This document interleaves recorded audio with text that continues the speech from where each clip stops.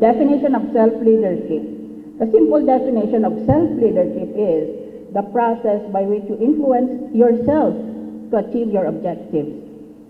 In the 2020 book, Self-Leadership by Bryant and Kazan, this term is defined as having a developed sense of who you are, what you can do, where you are going, coupled with the ability to influence your communication, emotions, and behavior on the way to getting there. Thus, I will summarize the meaning of self-leadership as the modern equivalent of the famous command by Socrates. What is that famous command? You remember? Know thyself. If you want to examine yourself about self-leadership, the authorities require two skills. According to Bryant and Kazan, these are: first, the first skill is to stop and step back from the things that trigger us to react. Because when we react, we are being controlled by the trigger. Kaya, dapat kunin mong sarili mo dyan sa magulo at tingnan mong sarili mo at ang mga ginagawa ng mga nakapaligid mo. Huwag ka kaagad mag-react dahil kung ganyan na nag-react sa ibang tao, ibig sabihin, kinokontrola ka pala nila. Kung gumawa sila ng ganito, masaya ka. Kung gumawa sila ng iba, malungkot ka o galit ka. Always stop, step back. Next, the second skill is to consider our intention, which involves our values and what we are trying to achieve in order that we can live a life of choice. In other words, self-leadership is nothing but coaching yourself. Ikaw na rin ang naging coach mo. Ask yourself the following questions formulated by the authorities. Question: what is it that you want to achieve? Sa 2016 halimbawa, pupunta na naman tayo sa halalan. Ano ba ang gusto mong mangyari? At ano ba ang gusto mong makuha sa elect o iboto natin na presidente ng Pilipinas? Gusto ba natin artista? Uso ngayon yun ah. Ang problema lang, hindi mahiwalay ng ating masa ang katotohanan sa nakikita nila sa sine. Kaya nakita mo, ang dalawang pinaka-popular na mga presidentiable sa mga artista ay may mga papel palagi sa sine na sila ang nagtatanggol ng mga api. We have to have a sense of distinction between what is real and what is illusory. Ngayon, ang problema ko ay ganito. Ang demokrasya is the rule of the majority, hindi ba? Sinong majority sa ating bansa? Ang mayaman o ang mahirap? Ang mahirap. Always, there are more poor people than there are rich people. There are always poor people and there's a small number of rich people. Kaya, kung sa halalan lang ibase, ang mangyayari, ang mga mahirap, kinokontrola nila ang magiging leader ng ating bansa. At hindi na natin pinapakinggan ang gusto ng mga mayayaman na edukado. And some of them are very highly educated. Kaya ang solusyon dyan sa problemang yan ay, we must educate the Filipino public on this first question: what is it that you want? What do you want for the Philippines in 2016? Bakit pa tayo maghalalan kung wala naman palang improvement sa mga nahalal noon? I want you to think about those. And I want you to think about Mr. Manny Pangilinan for President of the Republic of the Philippines.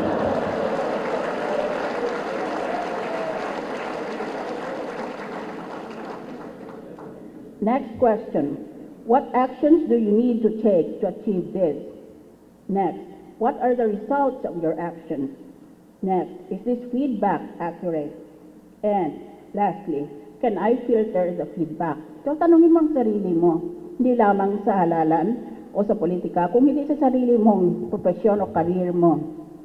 Ano ba talaga ang gusto mo sa buhay? Self-Leadership Questionnaire.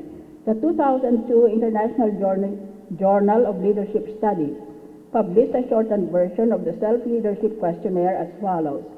Number 1, self-goal setting. Gumawa ka ng goal, yung hinahabol mo sa buhay. Ngayon, you should bear in mind the following.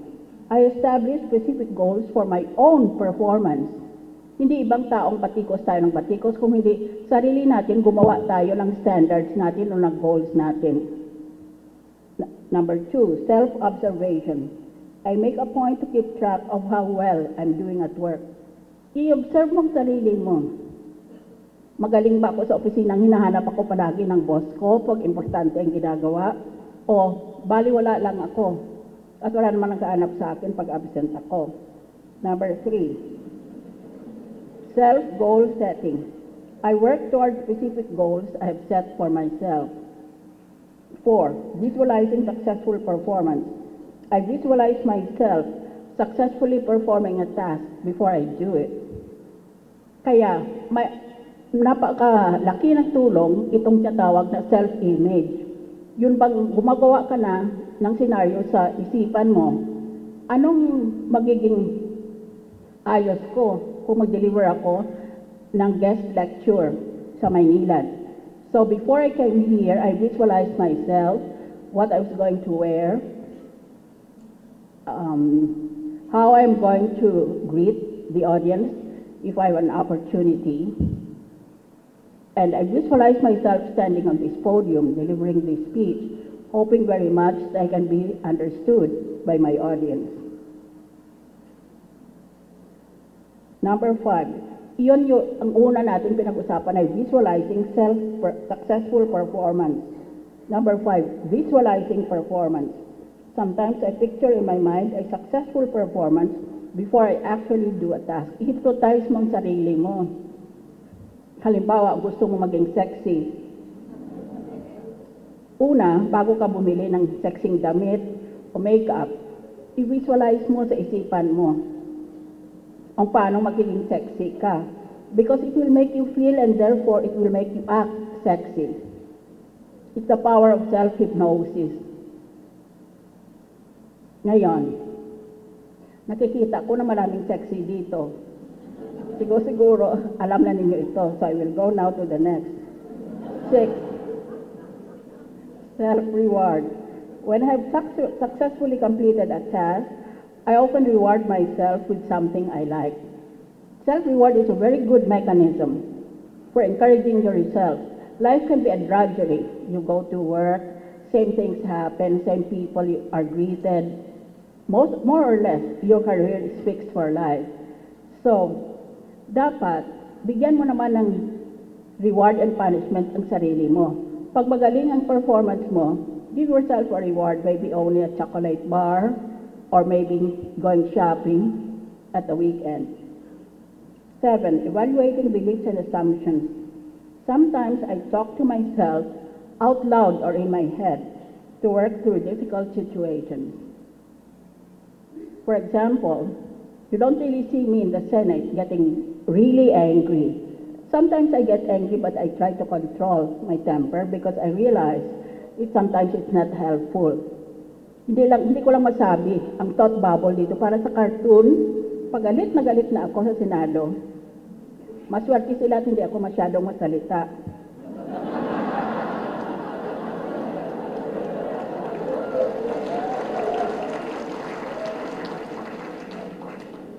Actually, inisip ko, kamukha doon sa mabasapan o hearing.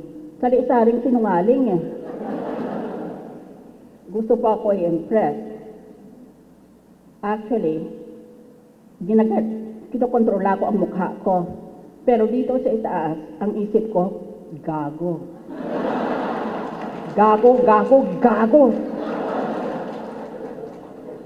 8, self-talk. I try to mentally evaluate the accuracy of my own beliefs about situations I'm having problems with. 9, evaluating beliefs and assumptions. I think about my own beliefs and assumptions whenever I encounter a difficult situation. Improving performance by employee engagement. The 2010 International Journal of Business and Management defines employee engagement as the employee's willingness and ability to help your company succeed by providing discretionary effort on a sustainable basis. What we want to do is to enhance employee engagement by means of self-leadership. Therefore, managers should observe the following procedure. Start it on day 1. Mag-umpisa ka na. Huwag mong pagpaliban pa. Number 2, start it from the top. Ikaw ang leader, ikaw rin mag-una sa gusto mong mangyayari. Number 3, enhance employee engagement through two-way communication. Number 4, give satisfactory opportunities for development and advancement. Number 5, ensure that employees have everything they need to do their jobs. Number 6, give employees appropriate training. Ang gustong-gusto ko ay palitan ang ating saligang batas na tungkol sa qualifications for public office. Ay biro mo, basta literate ka lang, makakapagbasa ka at makapagsulat, pwede ka na pala tumakbo na opisyal ng gobyerno. Pwede ka na tumakbo maski hindi ka nagtapos ng high school na senador o kaya vice president or president. Biro mo yon sa libro natin para nyo malaman. Para ka magpulis, mag-apply ka palang pagka-pulis, kailangan may college graduate ka. Pero, para maging presidente o senador, hindi kailangan na may high school diploma, may college diploma ka. Bisan maski high school diploma, hindi hinihingi yun. Yan ang rason kung bakit, pag nakinig ka sa senador, o kung minsan sa presidente, sari-saring klaseng English ang narinig mo. Nung iba, you never heard of these English expressions they're using. So, dapat palitan natin yung provision o provision sa ating saligang batas tungkol sa qualifications for president. Dahil, importante ang edukasyon eh. Iba talaga yung natutuhan ka sa mga profesor na may mga expertise nang sa puro ka lang experience. Ngayon, kaya galit ang mga taong bayan sa politiko dahil palapunta sa sinehan ng ating masa. At nakita nyo sa sine, ang kontrabida palaging ang politiko dyan sa bayan na yan. Politiko na may bigote. Siya palagi kontrabida.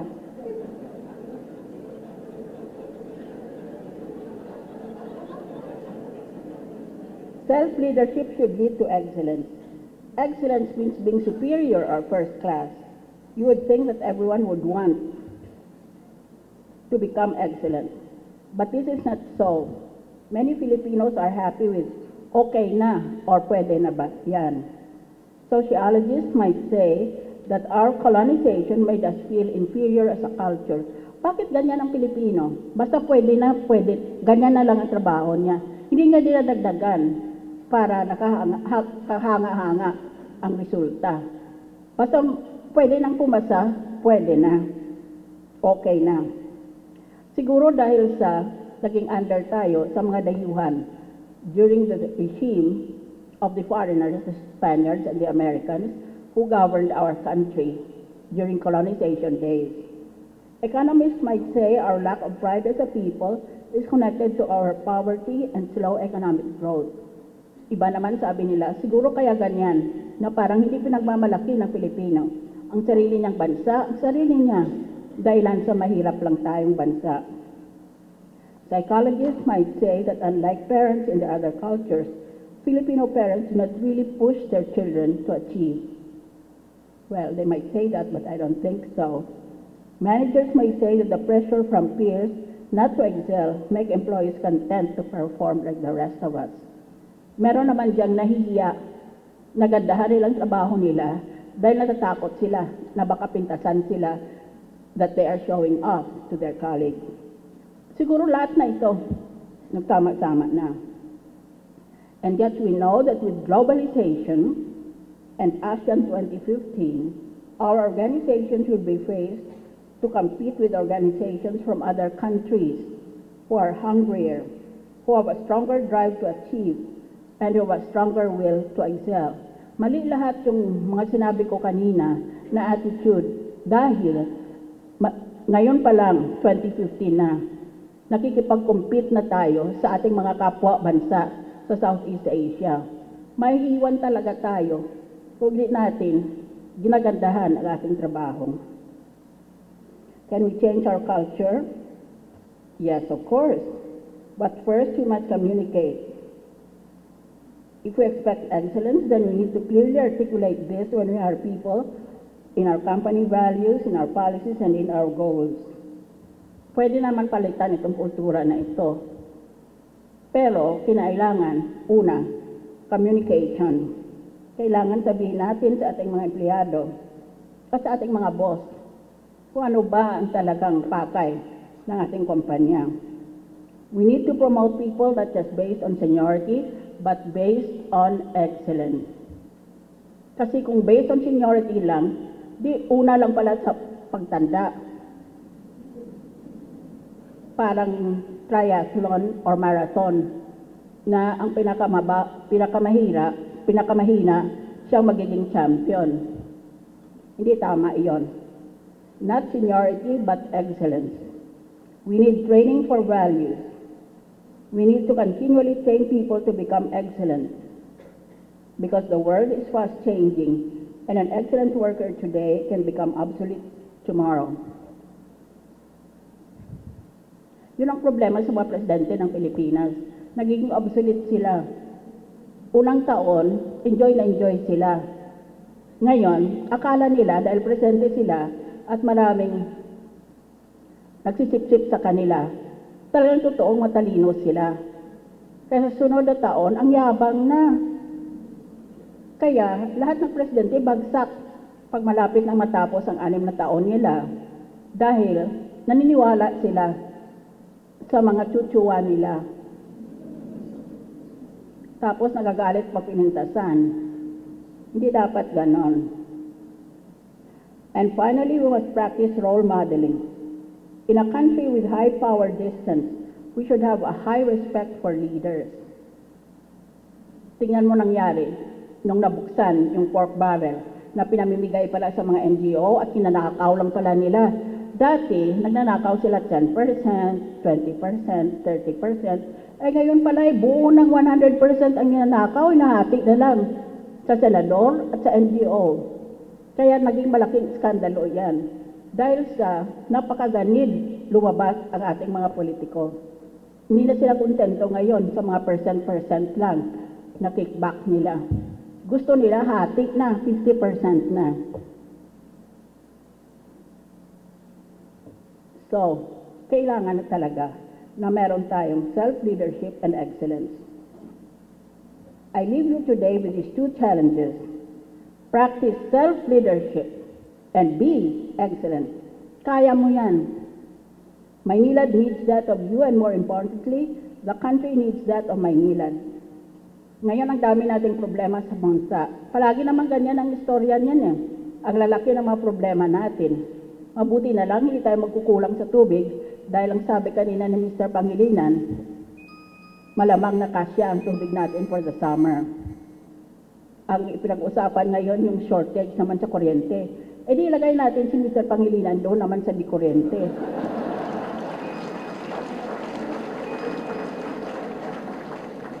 Pero naman ang problema, I assure you from my own personal experience, there is a solution.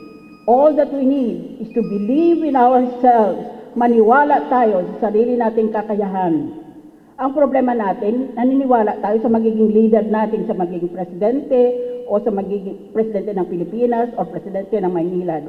Hindi ganon. Maniwala ka sa sarili mo. Ang kaya nila, kaya mo rin. Mas may kaya ka pa. Hindi mo lang alam. At we must remember that after all is said and done, there is a God in this universe. This God has counted every hair on your head. So don't ever feel that you are alone, that you are all alone, because there is an ultimate love and an ultimate justice at the end of our mortal lives. As the poet said, God moves in mysterious ways. God moves in mysterious ways. God moves in mysterious ways, his wonders to perform. He plants his footsteps on the sea and rides upon the storm. Deep in unfathomable minds of never-failing skill, he treasures up his bright designs and works his sovereign will. Thank you.